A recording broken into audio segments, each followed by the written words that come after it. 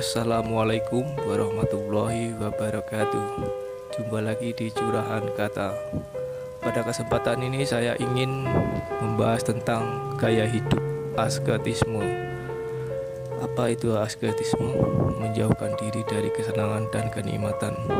Untuk lebih jelasnya mari kita simak sama-sama.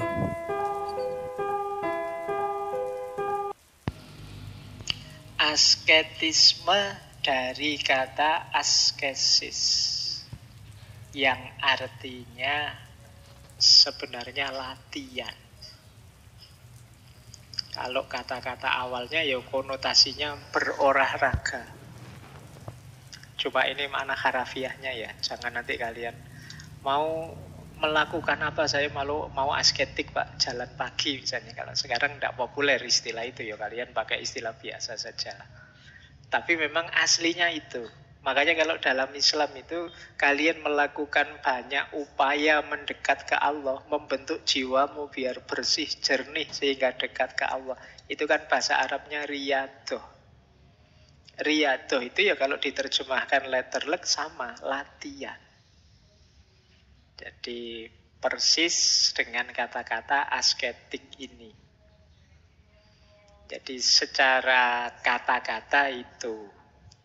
Cuma nanti secara istilah asketik itu gaya hidup berpantang. Gaya hidup menjauh dari keramaian kenikmatan dunia demi tujuan-tujuan yang dianggap lebih tinggi. Nah, itu gaya asketik. Mungkin teman-teman ingat kalau orang Jawa punya istilah tirakat. Nah, orang tirakat itu gaya hidup asketik. Sebenarnya mungkin tirakat itu ya dari bahasa Arab juga. Taroka yatruku, meninggalkan. Nanti ini sebenarnya diserap juga dalam bahasa Indonesia. Kalau teman-teman baca buku, misalnya ada istilah bertarak. Bertarak itu berarti gaya hidup meninggalkan sesuatu. Nah, jadi ini maknanya memang gaya hidup asketik itu gaya hidup tirakat. Gaya hidup meninggalkan sesuatu, berpantang sesuatu, menjauh dari sesuatu demi tujuan yang lebih tinggi. Ini ada di semua agama. Di Islam ada, di Kristen ada, di Hindu ada, di Buddha ada. Hampir di semua agama ada. Para biarawan, biarawati, sufi, darwis, yogi, sanyasi. Ada semua. Gaya hidup model asketik ini. Makanya tadi bahasa saya, ini gaya hidup yang banyak diidealkan. Kalian kan senang baca cerita-ceritanya para sufi yang tidak suka dunia, yang menjauh dari dunia dan lain sebagainya. Ya senang baca saja, kalau menjalani kan tidak mudah, tidak gampang. Ini kalau usia kita dan model-model kita ini mungkin ya abot. Disuruh tirakat ya sulitnya setengah mati. Wong tirakat meninggalkan gadget HP, kok yo sehari kita puasa HP 2-3 jam saja lah, itu yo beratnya setengah mati. HP itu lepas dari genggaman kalau kita pas ketiduran. Iya kan? Bahkan tidak tidur kita kan, mau tidur itu kan pegang HP sampai ketiduran. Jadi kadang-kadang malah tidak bisa tidur karena pegang HP terus penasaran terus. Habis lihat TikTok yang ini kok yo penasaran selanjutnya apa. Lihat lagi, selanjutnya apa lagi. Tidak berhenti-berhenti. Terus paginya mengeluh, aku kok tidak bisa tidur ya. Salamu dewe. Nyekel HP kok tidak putus-putus. Ya kan, kita tarak tirakat gadget saja berat. Tapi filosofinya tirakat itu memang kita harus siap meninggalkan sesuatu demi meraih sesuatu yang lebih besar. Kita harus siap menjauh demi nanti ketika kembali tambah tangguh. Logikanya orang latihan itu kan begitu. Kalau kalian ingin jago bulu tangkis apa jago sepak bola itu kan latihan dulu. Latihan dulu itu jangan kesusu tampil tanding. Bikin dirimu tangguh dulu. Mungkin fase latihan itu bisa lebih berat daripada fase tandingnya sendiri. Nah, itu gunanya Riyadhah. Jadi cara hidup semacam ini ya kalau bahasa filsafatnya namanya asketisme. Jadi gaya hidup antitesisnya orang banyak yang hanya ingin senang-senang saja menikmati hidup. Sementara gaya hidup asketik itu ingin menjauh dari keramaian hidup. Nanti kita belajar pelan-pelan. Nah, ada dua jenis asketisme. Ada yang natural, ada yang unnatural, tidak natural. Nanti ada juga yang innerwardly, ada outerwardly. Ini kalau pembagian inner dan outer ini dari sosiolog Max Weber. Kalau natural dan unnatural, yang natural itu gaya hidup asketik, ya memang hidup sederhana, mengurangi apa-apa, tapi masih dalam batas-batas normal, manusiawi. Tidak ada unsur-unsur penyiksaan tubuh. Nanti ada yang ekstrim, yaitu yang tidak natural. Kan teman-teman mungkin pernah lihat orang-orang mistikus tertentu itu yang aktivitasnya agak keras, ekstrim. Ada yang sampai tidur di atas paku misalnya. Ada yang melakukan, kemarin saya baca itu ada di India itu yogi yang ngangkat tangannya ini sudah puluhan tahun tidak diturun-turunkan. Yoganya sejenis itu. Nah, ini jenis agak menyiksa diri, namanya unnatural. Tapi kalau puasa, ada sahurnya, ada bukanya, itu manusiawi, masih natural saja. Jadi masih, apalagi kalian kalau puasa dan sahur dan bukanya kan kadang-kadang lebih mewah dari kalau tidak puasa. Itu nilai tirakatnya berkurang banyak itu. Tapi masih dalam kategori natural, masih manusiawi. Yo, sholat malam ya, tapi ya tidur. Nanti ada mungkin sufi tertentu yang tidak tidur. Semalam sholat sekian ratus rakaat. Ada yang begitu. Nah, ini jenis unnatural. Ya manusia butuh tidur. Kalau dipakai ibadah terus nanti jangan-jangan sakit.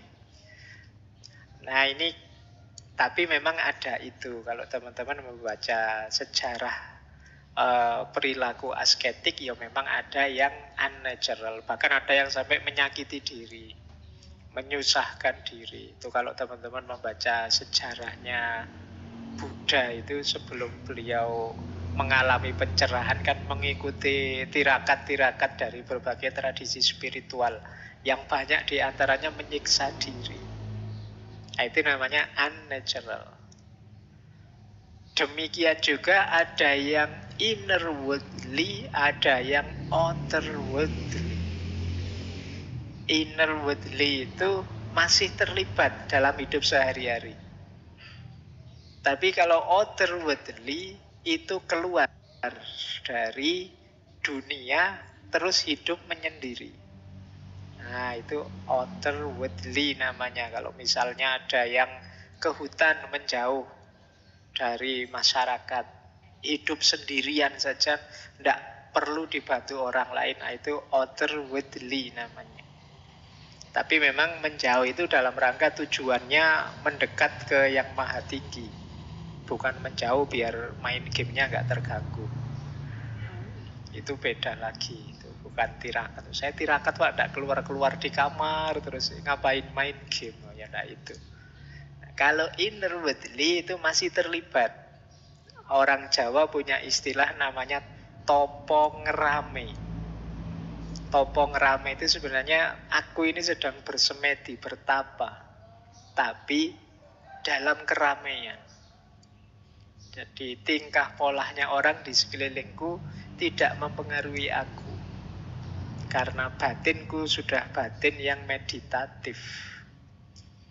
Jadi mindful, fokus pada tujuan-tujuan spiritual. Meskipun sambil ngajar, sambil kuliah, sambil kerja, sambil nongkrong di kafe dan lain sebagainya. Nah, ini cuma tidak acting ya, memang beneran. Kalau istilahnya memang tirakat beneran, batinnya kuat beneran. Tidak sekedar alasan. Kadang-kadang kan kamu kok tiap malam ngopi di sini loh. Kamu lihatnya saya ngopi, padahal saya itu sedang geger membayangkan alasanmu tok itu. Nah, tapi orang-orang pejalan spiritual yang innerwardly ya memang kelihatannya kerja biasa, kuliah biasa, tapi batinnya itu batin yang meditatif, batin yang fokus pada Tuhan terus. Ya kalau bahasanya Al-Quran kan yang ingat Allah dalam keadaan berdiri, duduk maupun berbaring. Ini namanya innerwardly.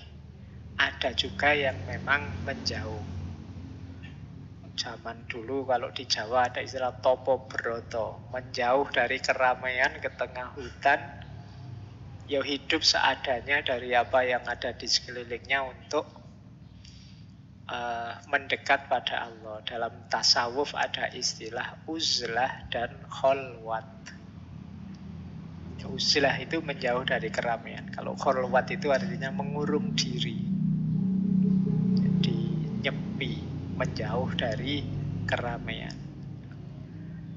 Baik, jadi ada dua jenis ya. Ini kita tidak menilai dulu.